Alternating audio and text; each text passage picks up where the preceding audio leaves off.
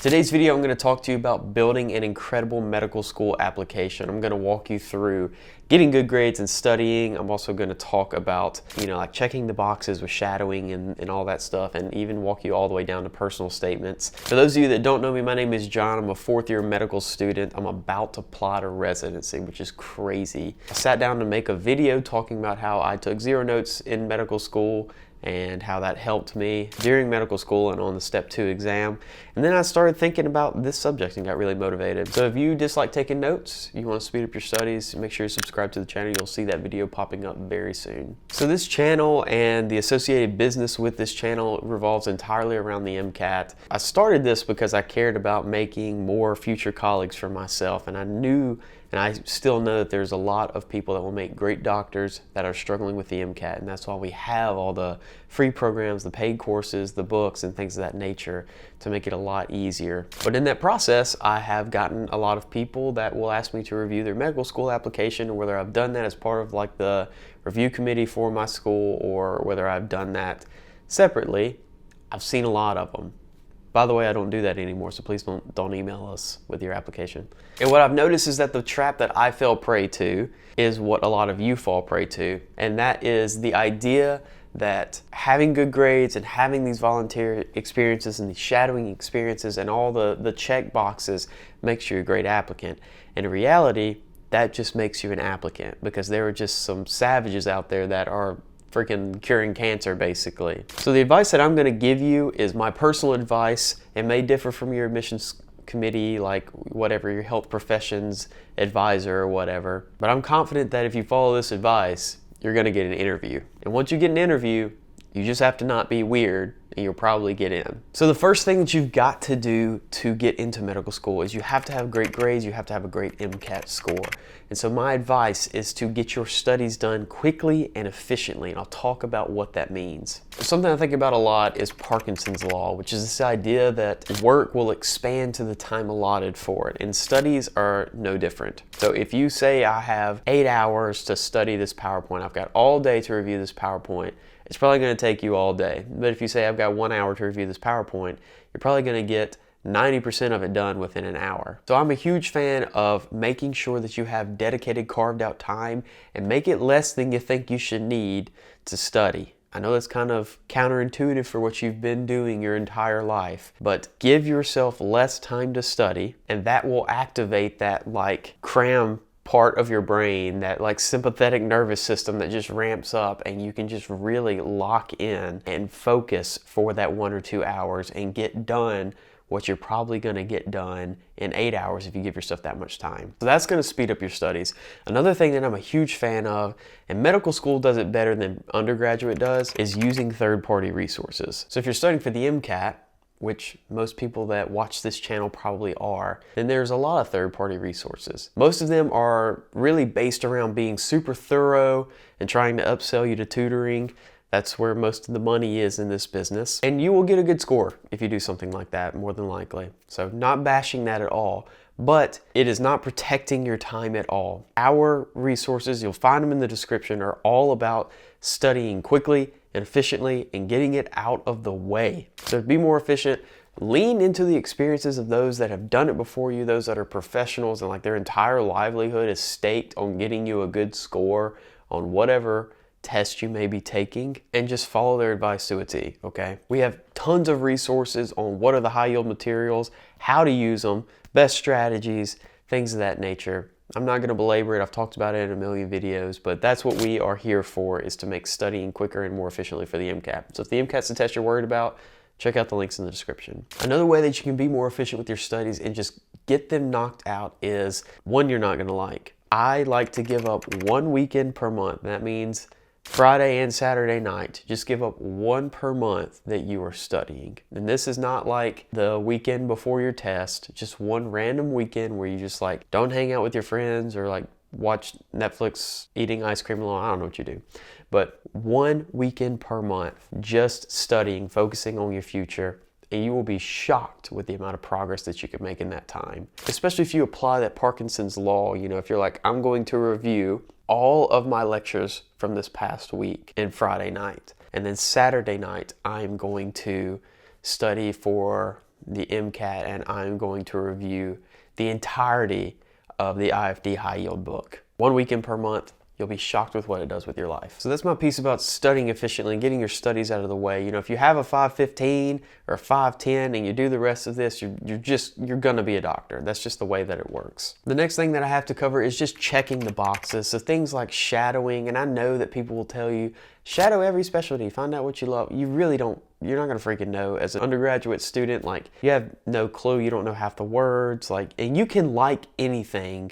This is what I found out in third year of med school. I liked everything for about 2 weeks, and then about 3 weeks in, I was like, dang, I am sick of talking about C-sections and vaginal births. You know, you just find out that you don't like that specialty. So my take on shadowing, and I hope that the advisors don't come after me, do the bare minimum. Like, whatever you have to do to get into med school. I think some places it's like 100 hours, some places it's like 40 hours. I don't know. You can find it on their website. Do the bare minimum that you have to do for shadowing, because a student that has 500 hours of shadowing, that doesn't look any different to the admissions committee than somebody that has 50 hours of shadowing. So take that 450 hours and apply it somewhere more useful. For research, I know it's really difficult to get research in undergraduate. The way that you do it, the way that I did it, is I would just, like, the fields I was interested in, I would email the faculty that was doing the research. You could find what they're doing on the university website, and I just ask for a meeting with them.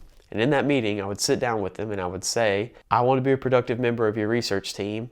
I like what you're doing. For me, it was physical acoustics and ultrasound. I was like, I'm interested in this. I'm a good student. Here's my resume. I don't have a ton of research experience, but I want to be a productive member of your research team. And then this second part's very important. You have to tell them what you want. And I'm Southern, so like that's very weird for me, but I've gotten in trouble from my current research mentors for beating around the bush. Tell them I want to get 1 to 3 either publications or presentations out of this. Now that seems like a little weird, because you're kind of telling them like, hey, you should do this for me, is kind of what it felt like to me. And maybe that's my like Southern brain like kicking in, and like I need to be saying yes ma'am, yes sir, and y'all and stuff like that.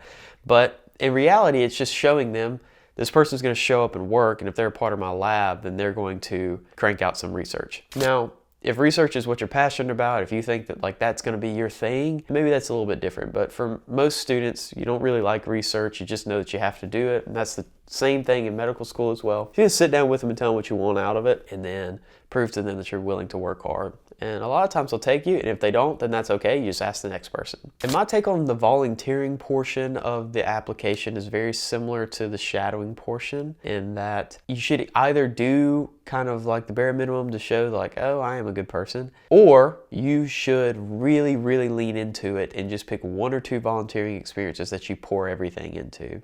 So I'm going to talk a little bit later about how to make your application set apart from other people. So we'll circle back and touch that. But if volunteering, if you have an organization that you are super passionate about, just go full steam with that 1 or 2 organizations. Or if you have something that you care about, start an organization and really, really focus on solving that problem, because that's interesting. You know, that's something people can ask you about. People can't sit across from you, an interviewer can't sit across from you and be like, tell me about the 3 hours you spent at the food pantry, and then the 2 hours you spent singing to people at the nursing home. It doesn't really matter. You know, I've never been asked about a volunteering experience that I only did for a couple of hours. So either approach it as checking the boxes or really, really lean into it. There's really no middle ground. You know, 10, 15 hours somewhere looks the same as 2, 3 hours. So now we talked about kind of checking the boxes and getting the good grades. All that gets you into the door. Now let's talk about really setting yourself apart. If you like this video, then leave a comment below and subscribe to the channel. Let me know like that you want to hear more about applying to medical school, and let me know, because I can do a really deep dive on any of these 5 topics I'm going to discuss. My number 1 advice for setting yourself apart and making sure that the interviewer is like, I've got to meet this gal or this guy, is find something that you're passionate about and really, really chase it. My biggest regret in life is that when I was in undergraduate, I thought that being an undergraduate was enough. I thought that being a pre-med was enough, and I didn't really chase other opportunities. Because when you're in med school, especially like I mean, Maggie and I, she's the other tutor that runs this channel with me. She's also my little sister, not my wife. A lot of people get that confused. Little sister. I know we're from Mississippi, but don't do that. You know, we're incredibly busy, but we found this channel, which we're very passionate about, and we've chased it, and we have somehow found the time to grow a six-figure business in medical school. That's something that every single program director I've sat across from talking to about my application has asked about, and every single resident that I get into a full conversation with is so interested in. So if you find a passion, then you need to chase it. And I know a lot of you are thinking, well, my passion is going into medicine. I understand that. I was that person. Let me help you see what else you're passionate about. Your passion can either come from two things. It's either something that you really, really love to do. Maybe you like comedy or something like that. I don't know. So your passion can be something that you love, or your passion can be something that really, really hurt you and you overcame. So for me, my passion came from being hurt by this MCAT. Okay, I did really poorly on it. I had to take it 4 times. A lot of you have heard my story. I had to take the MCAT 4 times before I finally figured out kind of what worked. I spent a year tutoring for another, like a big national company, really refining my process. I spent another year in a more executive position for them, kind of learning how to do all of this during my 2 gap years, because I kept getting rejected from med school because you can't get into med school with a 502 like I had originally. And then I condensed all of that knowledge into creating this because it hurt me and I don't want you to be hurt. I want you to do well in the MCAT and I know a solution to it. Okay, that's what all the links in the description are. That's why I don't mind pushing them, is because I know it's going to help you. You can see, even listen to me talk right now, I'm very passionate about that subject, okay? So that's some ways you can find your passion. Is it something you love? Or is it something that really hurt you, something you really overcame that you can help other people with? Now, once you've identified that passion, you need to take a formal step with it so that you can put it on your application, you can put it on your resume, and it's something that they can actually ask you about. Because they're not going to be like, you know, you can't go into an application and be like, I like funny people. And they're going to be like, tell me about your comedy journey. That's not going to happen. Okay, but if you have on your application, hey, I've done 15 open mics in Austin, Texas, or across the, you know, the western coast or something like that. That's interesting. I want to meet that person. I want to talk to them. I want to ask them about, you know, what it's like. Tell me about when you bombed. Tell me about whenever you crushed. Okay, so that's stuff that's really interesting. So take a formal step. Now there's a couple ways that you can take a formal step. You can make a business. I did it. I love it. You can make content. I did it. I love it. With content though, I will tell you, if I were to do it again, I would do it the exact same way, okay? I would start with YouTube because YouTube is much more anonymous. And one way to really get derailed from content and creating content is if normal people that you interact with every day are like, hey, I saw your video about fishing, and then it's just like so cringy. And that happened to me a little bit in med school. You know, my first year of med school, before the channel started doing decent, some people would be like, I saw your video about the MCAT. And it was always really cringy. By that time, I knew that I was already helping people. A lot of you had already interacted, and I was like, well, you know, people can make fun of me, or I can feel awkward, and it's okay to feel these feelings, but my feelings do not impact my actions, right? So YouTube is great. I think TikTok is a little bit more anonymous.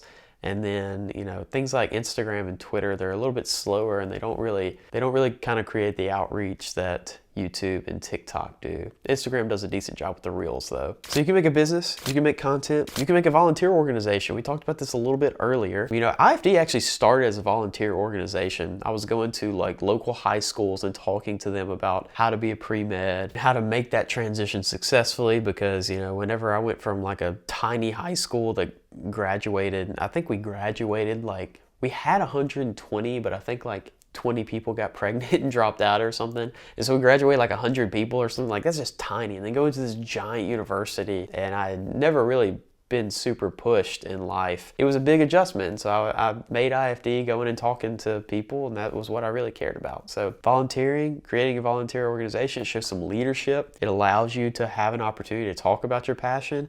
And it also shows like just this initiative, like this person's willing to get it done, and they actually have proof of concept that what they're actually doing is being reciprocated. So find that passion and chase it. That passionate thing is what moves your application from the kind of like the wait list pile to the I've got to meet this person pile. So find that. Check the boxes so that you get through the door. And once you're in the door, find that thing that you're passionate about, that you love, and create something formal, something that is actually tangible that they can ask about, that you put on your application that's proof, like, I've done this thing. The old adage, actions speak louder than words, is 1000% true. And in this case, where we are just trying to talk about ourselves and prove that we're a unique, interesting, smart, empathetic person, or some crazy standard that we just have to meet to get into med school, actions are necessary so that you can get to the words. The next thing I want to talk about is just a cheat code that I learned in medical school. I don't know why it took me so long to learn this, but it's really changed my life and made me so much better at everything from studying to research to being a better Christian, which is very important to me, to being a better husband, being a better business owner. And that is finding mentors. And I don't mean the only person, the first person that you think of. I mean finding great mentors. Something you don't realize is that people are very open to the idea of being your mentor because it just allows them to talk about themselves. And people love to talk about themselves, and there's nothing wrong with that, but people love it, right? So find somebody that is successful in the field. And I probably wouldn't go to if you want to be a good golfer, I don't think your mentor should be Tiger Woods. That shouldn't be who you're chasing, right? But somebody that is reachable, somebody that you know will read your email, somebody that you know will take your meeting, or that might read your email or might take your meeting, but somebody that is far ahead of you, and just say, I've seen what you've done. I love what you've done. I know how difficult it is because I'm trying to do it. Will you please walk me through this? Now, once you find that great mentor, I want you to ask them 1,000 questions, right? Come to the meeting with just a ton of questions that you want to know about how to go from A to Z. Ask those questions and follow the advice. That's one thing that you just cannot do with a mentor, is have them give you advice and then you not follow it. They hate that. I vividly remember one of my current mentors. He's a resident in the field that I am pursuing, and he's been incredible to me. One thing he came up and told me at a research conference was to always dress professional anytime you're going to interact with the department. He's like, it's stupid, but it really helps. And so the next time that we had a little social outing, I came dressed to the nines, and he came up to me and he was like, you listen to me? It's like, of course I listen to you. You are where I want to be. And he just took me under his wing. It's just because I dress nice, just because I took his one advice. So take their advice, let them see that you're following their advice, and then they're willing to mold you, because all of us have regrets. All of us can look back on things and say we would have done something differently. And so if somebody can see that, hey, this younger person is fully following my advice and investing in what I'm telling them, and my words are not, I'm not just, we call it wind jamming down here, which just means you kind of just talking to the void, the ether, and then it goes nowhere. If they see that you're following that advice, they're much more open to giving you more. Now, the cool thing about mentors is that there's so much content out nowadays that you can even find some mentors that you don't interact with. For example, a lot of my business advice comes from YouTube. It's silly, but and I'll tell you the guy, his name is Alex Hormozy. I've read his books. That's how we created our products. They just kind of walk you through creating an incredible product, one that's gonna service the customer, because I knew that I had the knowledge to give to somebody, but I was used to somebody having to pay me $200 an hour for me to sit down with them. And that's too much money for me to justify sitting down with somebody. And so I read his books, and he taught me about being able to condense all of that knowledge into a product that you could sell. So now people can access, 50 plus hours for $700 or whatever we sell our product for. So that's much better than paying $200 an hour for 50 sessions, right? The math ain't mathin', right? So find mentors. If they're in person, that's better. I have people that I have business mentors that are not on YouTube that I talk to about, kind of the processes of running a small business. I have research mentors. I have academic mentors. Lean on the advice of people ahead of you. It's a cheat code. Trust me, it's awkward the first couple of times, but then it's eventually just the thing that you do. You're always wondering how these gunners in your class are getting ahead and how they always know everything. It's because they're asking the people that know everything. So, Google can't tell you everything. Google doesn't understand nuance, but these individuals that you're going to speak with, they understand nuance. So make sure that you lean into that. Lean into the kindness of other people. I think most people are genuinely kind and they're just doing their best to do their best, and that means they're willing to help you. Last thing I want to talk about is the freaking 3-paragraph essay you have to write to explain all of this stuff that I've just laid out before you and condense all of it and say, please, please, this is my life in 2,000 words, please like me, please understand me. And that's the personal statement, right? I'm currently writing my personal statement for residency. I'm very open to the idea of sharing it with you all if you want me to keep talking about application, but usually when we make videos about anything besides the MCAT, people are just like, shut up and talk about the MCAT. And that's fine, I understand that. But what I've done this time differently than I did for medical school, I've really liked. So for medical school, I wrote my personal statement thinking, what is a good personal statement? I literally Googled that and I read a bunch of personal statements and I was like, okay, well, how can I basically write that paper with my experiences? It always ended up atrocious. So my idea for a personal statement is start with what is true, then edit it to what they want to hear. Because then you have the bones of what's true, of like what that school is getting, because you can really tell whenever somebody writes a paper like I did the first time, right? Start with what's true and then edit to what they want to hear. And to me, a personal statement, you'll see a lot of big questions about like, what are you actually supposed to be answering? But to me, the personal statement should be, why do I want to be a doctor? So just start with why you want to be a doctor and really think about it and reflect on, the experiences in life. My dad was a doctor, right? So that probably, I grew up admiring him and I still do. And so that makes a big part. And so I always struggled to answer the question of why I wanted to be a doctor. It was just inherent in me. Like I liked it and I just always kind of wanted to do it. They didn't feel like there was another option, not because he was pressuring me, but that's just what I wanted to do and I couldn't explain it. But the more you write about why you want to be a doctor, the more you realize like, oh, well, X, Y, and Z has happened to me in life. And that was really kind of refreshing and that were reinforcing that I wanted to do this path. The next thing that I think is really important for a personal statement that you don't hear often is keep it as short as you can. Okay, you have to make sure that it's thorough and it includes everything you want, but keep it as short as you can because these people are going to be reviewing hundreds, if not 1,000 applications, right? And if you have, 3/4 of a page filled up, they're going to read all of that. But if you have a full page, or you've reached the word limit, I think it's like, I don't even know for the med school application, maybe it's 4,000 words. If you filled out that whole word limit, which most people do, they're going to skim it.